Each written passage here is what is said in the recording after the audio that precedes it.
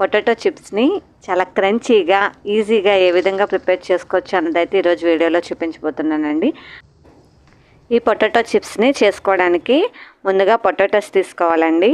ఈ potatoes normal రెగ్యులర్గా వాడేవి కాదండి, మనకి ఇవి జనవరి టు మార్చి మాత్రమే దొరుకుతాయి. మనం ఇంట్లో వాడుకోవడానికి కూడా మనకి జనవరి టు మార్చ్ మార్కెట్లో ఇవే ఎక్కువ కనిపిస్తూ ఉంటాయి. ఇవి ఎలా ఐడెంటిఫై చేయాలి అంటే ఇలా తొక్క అనేది బయటకు ఉంటుంది. వాళ్ళని అడిగినా సరే చెప్తూ ఉంటారు ఇవి కొత్త బంగాళదుంపలు అని చెప్పి. వాటిని మాత్రమే ఈ పొటాటో చిప్స్కి యూస్ చేయాలి. చూసారు కదండి, మరి మన హాట్ చిప్స్లో దొరికే పొటాటో చిప్స్ ఏ విధంగా ప్రిపేర్ చేసుకోవాలో. మీరు కూడా ఆలస్యం చేయకుండా ఇదే సీజన్లో హాట్ చిప్స్లో దొరికే పొటాటో చిప్స్ని రెడీ చేసేసుకోండి.